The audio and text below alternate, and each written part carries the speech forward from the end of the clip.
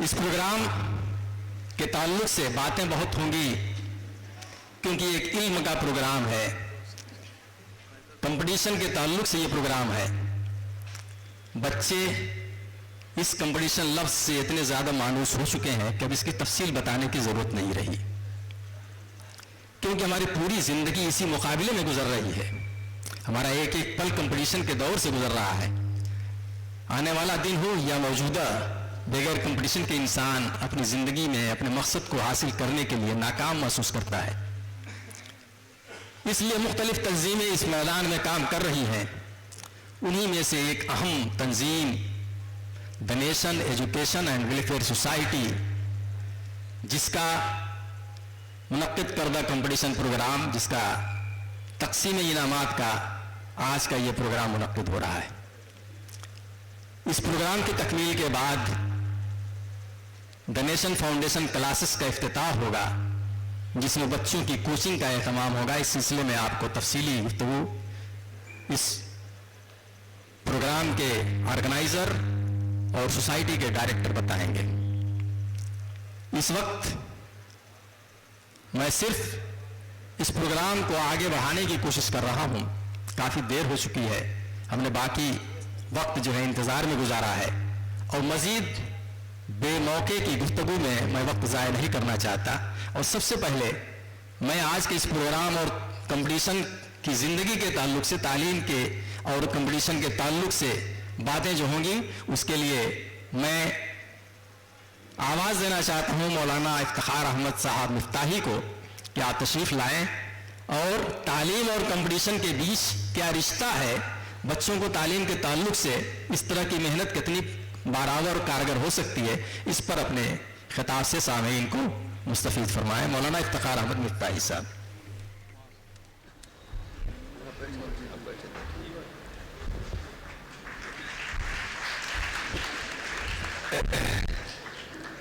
الحمد للہ وکفی والسلام علی عبادہ الذین اصطفی، اما بعد، اعوذ باللہ من الشیطان الرجیم، بسم اللہ الرحمن الرحیم۔ ان لیس للانسان الا ما سعی۔ محترم جناب صدر صاحب اور اسٹیج پر بیٹھے ہوئے ہمارے بڑے ہی ہردل عزیز اور فعال رہنما جناب سالم انصاری صاحب، آرگنائزر ڈاکٹر جمیل صاحب اور دیگر علماء اور دانشوران، اور سامنے بیٹھے ماں بہنیں اور معزز سامعین، مختصر سی بات مجھے عرض کرنی ہے۔ جہاں تک تعلیم اور علم کی بات ہے، ہم جانتے ہیں کہ تعلیم اور علم کی افادیت اور اہمیت ہر دور میں مسلم رہی ہے۔ کوئی دور، کوئی زمانہ، کوئی وقت ایسا نہیں گزرا جس میں تعلیم کی افادیت کو تسلیم نہ کیا گیا ہو، بلکہ ہم جب تاریخ کے ادوار کو دیکھتے ہیں تو یہ محسوس ہوتا ہے کہ ہر میدان کی ترقیات میں تعلیم ہی کو بنیادی اہمیت حاصل رہی ہے۔ تعلیم کی بنیاد پر ہی ایک کو دوسرے پر تفوق اور فوقیت حاصل رہی۔ خود حضرت آدم علیہ السلام کو فرشتوں پر جو فوقیت حاصل ہوئی، وہ علم اور تعلیم ہی کی بنیاد پر حاصل ہوئی۔ علم ہم سب جانتے ہیں کہ یہ روشنی ہے، اور جہل یہ تاریکی ہے، اور روشنی سے تاریکی کو ختم کیا جاتا ہے۔ علم کی شمع اگر ہم جلائیں گے تو اس سے ہزاروں جہالت اور تاریکیوں کو بجھایا جا سکتا ہے، ہزاروں چراغ جلا کر کے تاریکی کو ختم کیا جا سکتا ہے۔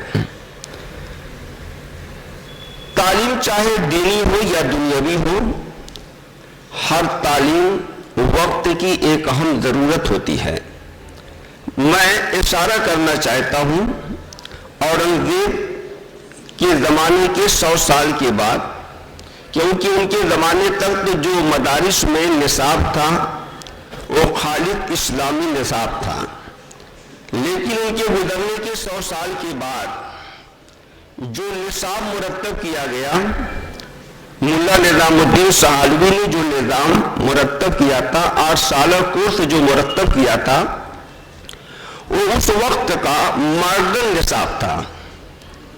صرف اسلامی نہج پر وہ نصاب مرتب نہیں کیا گیا تھا، بلکہ اس وقت میں جتنے بھی مروجہ علوم تھے ان سارے علوم کو 8 سالہ کورس میں سمو دیا گیا تھا، سمیٹ دیا گیا تھا۔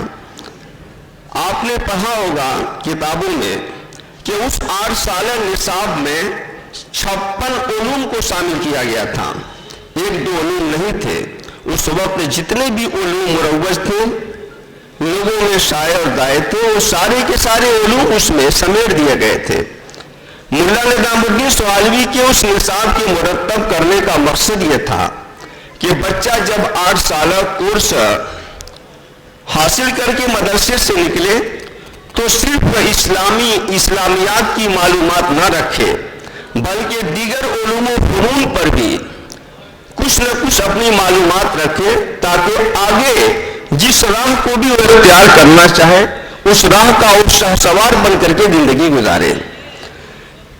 وقت گزرتا گیا، لیکن گزرتے ہوئے وقت کے مطابق اس نصاب پر جزوی ترمیمات تو کی گئی، لیکن ہر زمانے میں جس بات کی ضرورت محسوس کی جا رہی ہے اس پر خاصی توجہ نہیں دی گئی۔ ملا نظام الدین کے زمانے میں منطق اور فلسفہ کا عروج تھا، اس وقت کی ضرورت تھی، ضرورت کے اعتبار سے انہوں نے نصاب مرتب کیا تھا۔ آج جس وقت سے ہم دوچار ہیں اور جن حالات سے دوچار ہیں، جس وقت میں ہم اپنی آنکھیں کھول رہے ہیں، اس وقت میں کن علوم کی ہمیں شدید ضرورت ہے، ان علوم پر بھی ہمیں خصوصی توجہ دینے کی ضرورت ہے۔ زمانے کا تقاضا کیا ہے، ہمیں اس تقاضے کو محسوس کرنا ہوگا۔ امام ابو یوسف رحمۃ اللہ علیہ نے اس زمانے میں کہا تھا کہ من لم یعرف اہل زمان فہو جاہل، کہ جانکار عالم وہی ہوتا ہے جو زمانے کے نصب و فراز کو جانتا ہے، اس سے واقفیت رکھتا ہے، اور جو زمانے کے اور حالات کے نصب و فراز کو نہیں جانتا وہ در حقیقت عالم نہیں ہوتا، جانکار نہیں ہوتا۔ تو ضرورت اس بات کی ہے کہ ہم اپنے اس وقت کے، اس زمانے کے حالات کو، نصیب و فراز کو محسوس کریں، اور محسوس کرتے ہوئے تعلیم کے میدان میں اپنے آپ کو آگے بڑھائیں۔ ضرورت اس بات کی ہے کہ ہم اپنے نوجوانوں میں، چاہے ہمارے بھائی ہوں یا ہماری بہنیں ہوں، ان کے اندر تعلیم کا جذبہ اور شوق پیدا کرایا جائے۔ اور ظاہر ہے کہ جب جذبہ اور شوق پیدا ہوتا ہے تو معمولی آدمی بھی بہت کچھ کر گزرتا ہے۔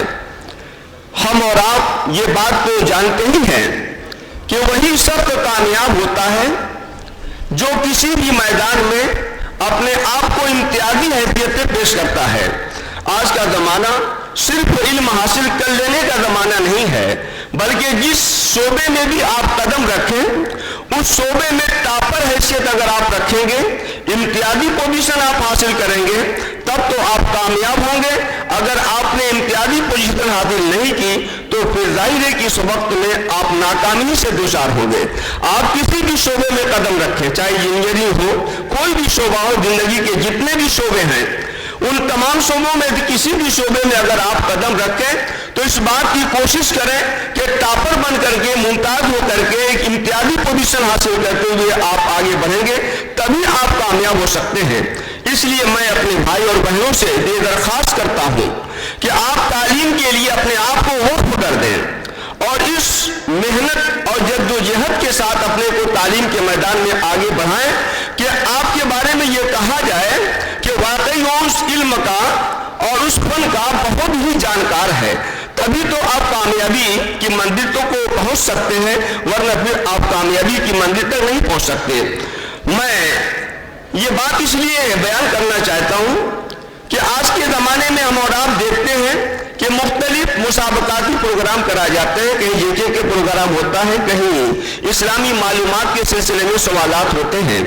इन सारी चीज़ों का पस मंजर यही होता है कि बच्चों के अंदर इल्म की अहमियत और हिफाजत को उजागर किया जाए और उनको इस बात से बाबर कराया जाए कि वक्त की ज़रूरत है और हम और आप जिस शहर के अंदर आबाद हैं, ये शहर तो इल्मी शहर रहा है, लेकिन मजीद इसके गिराव को ऊपर उठाने के लिए हम सबको जिद्दोजहद करनी है। और मैं समझता हूं कि अगर हमने और आपने मिल करके मऊ शहर के तालीमी गिराव को ऊपर उठाने के लिए कदम बढ़ाया और इस तरह के जेके और दीगर किस्म के मुसाबकाती प्रोग्राम को कराया, तो इंशाअल्लाह ये आपका ये शहर एक मिसाली शहर बनेगा। नाम तो आता है मऊ शहर का, गिराव भी ऊपर हो रहा है, लेकिन मैं ये चाहता हूं कि ये मिसाली शहर बने और जहां भी तालीम का लफ्ज आए, इल्म का लफ्ज आए, वहां पर मऊ सारे फिरिश्त हो, तब हमारे और आपके जो मकासिद हैं ये मकासिद पूरे हो पाएंगे। तो मैं इस प्रोग्राम के ऑर्गेनाइजेशन को मुबारकबाद देता हूं, ज्यादा कुछ न कहकर मैं मुबारकबाद देता हूं कि आपने वक्त और जरूरत की नजाकत को महसूस किया है और वक्त और जरूरत के तकाज़ों के मुताबिक आपने प्रोग्राम कराया।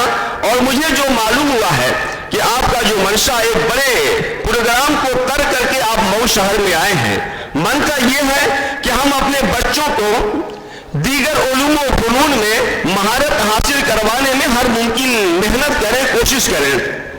मुझे मालूम है कि डॉक्टर जमील साहब एक बासलाहियत इंसान हैं। अगर मऊ शहर में रहते हुए हमारे भाई और बहनों को दुनियावी उलूम में खासकर आगे बढ़ाने के लिए अगर इन्होंने अंत तक मेहनत कोशिश की, और मैं जानता हूं कोशिश करेंगे, तो ये शहर इंशाअल्लाह तरक्कियात की मंजिल को तय करेगा।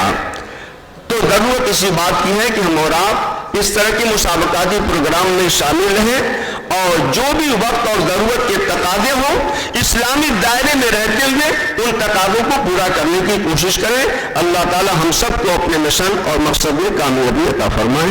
आखिर दावना अल्हम्दुलिल्लाह।